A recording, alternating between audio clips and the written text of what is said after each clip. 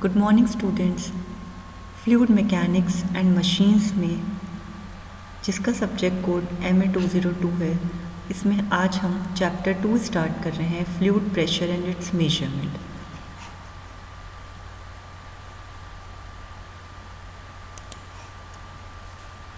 Fluid pressure and it's measurement. तो सबसे पहले फ्लूइड प्रेशर को जानने के लिए हमें पता होना चाहिए कि पास्कल लॉ क्या होता है। देखिए, pascal law, if a pressure is applied at a point in a static fluid transmitted equally in all the direction, तो पास्कल लॉ ये कहता है कि अगर हम किसी भी रुके हुए फ्लूइड पे, मतलब जो रेस्ट पोजीशन पे है, उस पे हम किसी भी पॉइंट पर अगर प्रेशर अप्लाई करते हैं तो वो प्रेशर इक्वली ट्रांसमिट हो जाता है सभी डायरेक्शंस में, सभी दिशाओं में। ठीक है, इसे हम और एक तरीके से कह सकते हैं, pressure at any point in a fluid at rest has the same magnitude in all the direction and to every other point in a fluid. तो किसी भी पॉइंट पे जो प्रेशर होता है फ्लूइड के अंदर, वो रेस्ट पर जो फ्लूइड होता है उसके अंदर किसी भी पॉइंट पे प्रेशर, सपोज कीजिए A B C D करके पॉइंट्स हैं, तो A पॉइंट पे जो प्रेशर होगा उसका मैग्नीट्यूड भी वही होगा जो कि B पॉइंट पे होगा, और C पॉइंट पे जो प्रेशर होगा उसका मैग्नीट्यूड भी वही होगा जो कि A और B पॉइंट पे है। ठीक है, तो ये कहा गया है कि स्टैटिक फ्लूइड जो होता है या रेस्ट पे जो फ्लूइड होता है उस पे हर पॉइंट पे जो प्रेशर है वो इक्वली ट्रांसमिट होता है।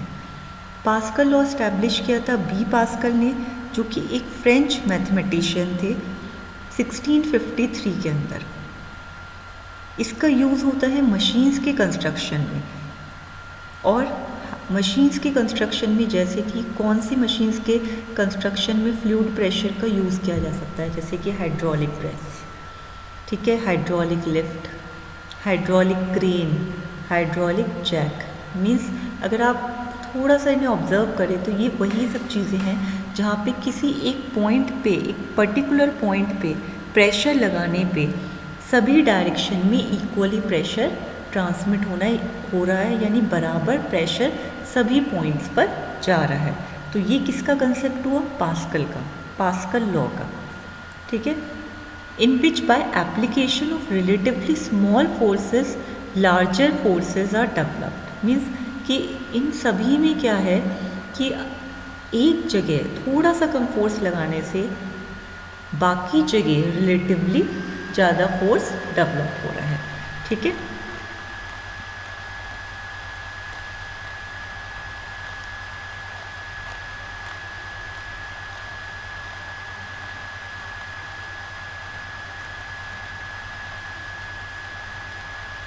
अब देखिए, अब हम पढ़ेंगे intensity of pressure at a point in a fluid at rest. यानी कोई फ्लूइड जो कि रेस्ट पे है, उसके किसी एक पॉइंट पे अगर हमें प्रेशर की इंटेंसिटी निकालनी है तो हम कैसे निकालेंगे? प्रेशर की इंटेंसिटी को हम स्मॉल p से भी दर्शाते हैं। ठीक है, तो इंटेंसिटी ऑफ प्रेशर और pressure is defined as the force exerted on a unit area. यानी एक पर्टिकुलर एरिया में जितना भी फोर्स एक्सर्ट हो रहा है उसे हम प्रेशर बोलते हैं। सपोज कीजिए कि ये इस पॉइंट पर अगर कोई प्रेशर एक्सर्ट हो रहा है या फोर्स एक्सर्ट हो रहा है इस एरिया पर, तो वो क्या कहलाएगा? प्रेशर। पर्टिकुलर एरिया में जो बल लग रहा है, जैसे प्रेशर की जो डेफिनेशन है उसका फॉर्मूला भी इस तरीके से डिफाइन किया गया है, force upon area, means force on particular area. If force F is not uniformly distributed, then pressure varies from point to point on an area. देखिए, अगर F फोर्स यूनिफॉर्मली डिस्ट्रीब्यूटेड नहीं है, यानी एक पर्टिकुलर एरिया पे बराबर magnitude में force नहीं लग रहा, तो और अगर हमें उस पॉइंट पे प्रेशर निकालना है तो हम कैसे निकालेंगे? DF upon DA। देखिए, DF अपॉन DA हमने क्यों किया? क्योंकि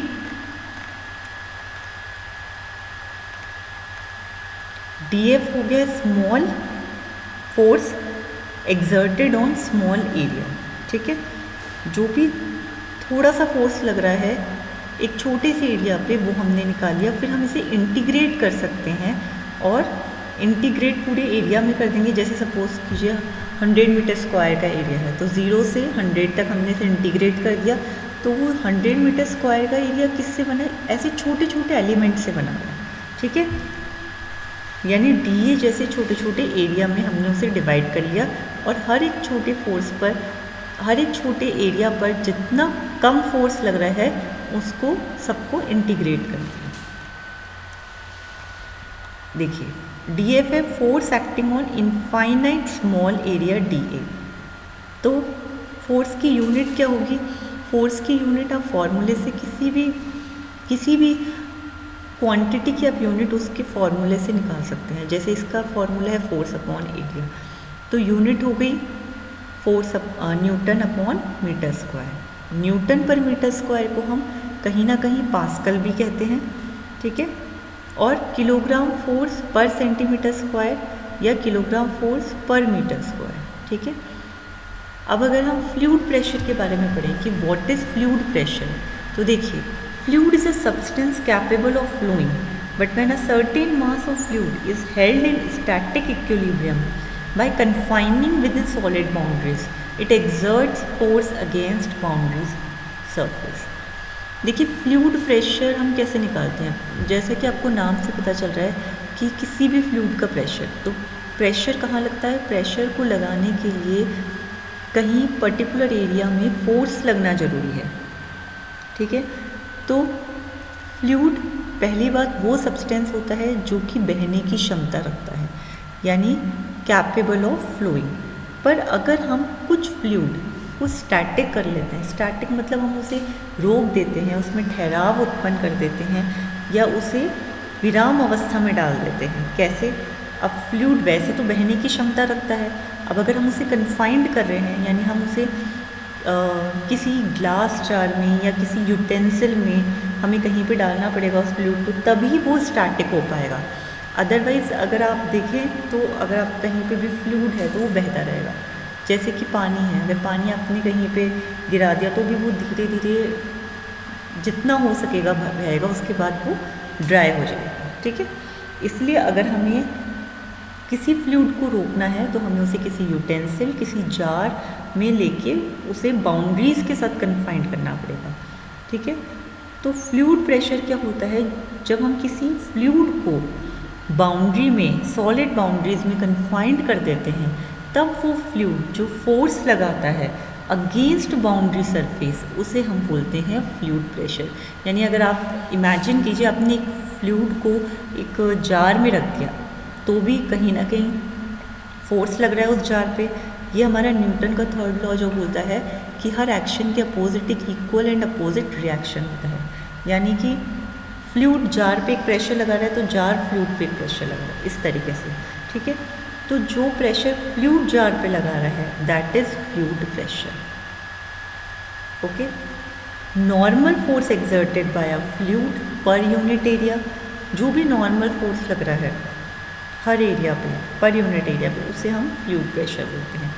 fluid pressure and pressure force exactly same if we imagine imaginary surface in a fluid. देखिए अगर हम किसी भी फ्लूइड के अंदर एक इमेजिनरी सरफेस क्या होती है? जो कि एक्चुअल में नहीं है पर हम सिर्फ अपने थॉट्स में इमेजिन कर रहे हैं, ठीक है। तो अगर हम इमेजिन कर लें कि फ्लूइड सरफेस पे फ्लूइड पे एक इमेजिनरी सरफेस बनी हुई है, तो हमें पता चलेगा कि फ्लूइड प्रेशर और प्रेशर फोर्स एक ही चीज़ होती है, ठीक है। अब हम बात करते हैं प्रेशर हेड की। What is pressure head?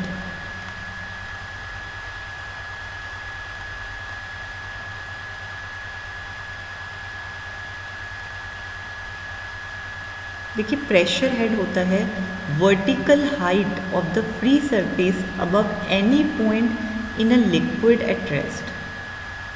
जैसे सपोज कीजिए कि अगेन हमें किसी भी लिक्विड को रेस्ट में रखने के लिए उसे किसी बीकर, किसी जार, किसी यूटेंसिल में डालना पड़ता है, तो हमने डाल रखा है ये फ्लूइड को।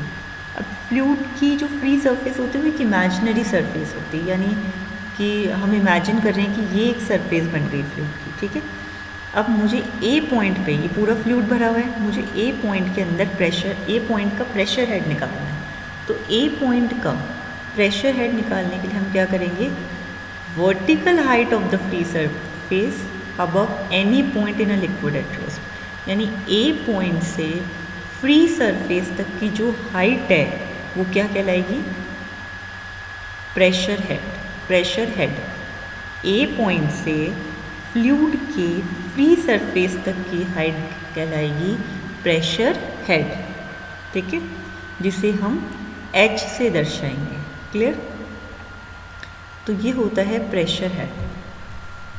अगर सपोज कीजिए एक ही जगह B पॉइंट है, जहाँ पे ये कर्सर है यहाँ पे B पॉइंट है, अब मुझे B पॉइंट का प्रेशर हेड निकालना है, तो क्या करेंगे हम, B पॉइंट से, आप मेरे कर्सर पे ध्यान देंगे, B पॉइंट से फ्री सरफेस तक की जो हाइट है वो क्या कहलाएगी, B पॉइंट से फ्री सरफेस तक की हाइट कहलाएगी आपके प्रेशर हेड।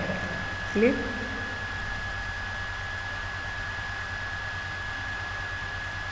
तो ये हमने अभी तक पढ़ा है पास्कल लॉ, और उसके बाद हमने fluid pressure, intensity of pressure और प्रेशर की इकाई जो कि न्यूमेरिकल्स में बहुत ज़्यादा काम आएगी, न्यूटन पर मीटर स्क्वायर, ठीक है, जिसे कि हम न्यूटन पर मीटर स्क्वायर को ही पास्कल कहते हैं। और पास्कल लॉ का यूज़ भी न्यूमेरिकल्स में बहुत आएगा। हमने पढ़ा कि फ्लूइड प्रेशर जो होता है उसका यूज़ मशीन्स की कंस्ट्रक्शन में आता है। किस तरह की मशीन्स की कंस्ट्रक्शन में आता है, हाइड्रोलिक प्रेस हुई, हाइड्रोलिक लिफ्ट हुई इसके अंदर, ठीक है। तो ये हर जो भी आप टॉपिक पढ़ रहे हैं उसकी इम्पोर्टेंस आपको ज़रूर पता होनी चाहिए कि हम इस सब्जेक्ट को में ये जो टॉपिक पढ़ रहे हैं उसका डेली रूटीन में या डेली लाइफ में एप्लीकेशन क्या है, ठीक है। तो फ्लूइड प्रेशर, अब मैकेनिकल ऑटोमोबाइल में इसका क्या यूज़ है, तो ये अब आपको समझ में आया कि इसका यूज़ हाइड्रोलिक प्रेस के अंदर होता है, हाइड्रोलिक लिफ्ट के अंदर होता है, क्योंकि ये पर्टिकुलर पॉइंट पे जो प्रेशर होता है उसे सभी डायरेक्शंस में इक्वली ट्रांसमिट कर देता है, और जब वो प्रेशर जो इक्वली ट्रांसमिट होता है वो रिलेटिवली ज़्यादा होता है किससे, जो प्रेशर लग रहा है एट पर्टिकुलर पॉइंट, ठीक है। उसके बाद हमने प्रेशर हेड के बारे में पढ़ा।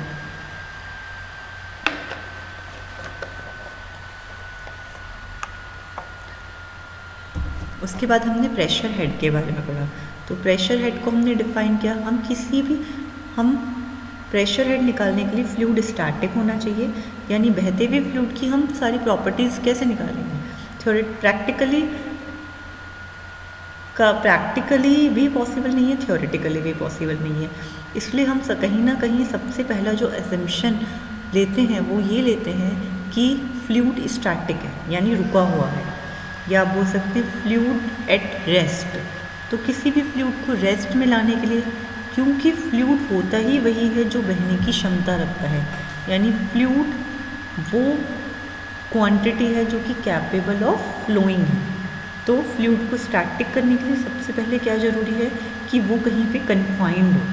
इसलिए हम फ्लूइड को कन्फाइंड करने के बाद, जैसे कि हमने इस डायग्राम में किया, उसका हमने प्रेशर हेड निकाला एट पॉइंट ए। अब नेक्स्ट जो हम टॉपिक पढ़ेंगे वो हम पढ़ेंगे मेजरमेंट ऑफ प्रेशर, यानी कि जो डिफरेंट प्रेशर्स होते हैं उन्हें हम किस किस तरीके से मेजर कर सकते हैं, कौन कौन से इक्विपमेंट यूज़ करते हैं उनको मेजर करने के लिए। तो ये हम नेक्स्ट लेक्चर के अंदर पढ़ेंगे, measurement of pressure. Okay, thank you.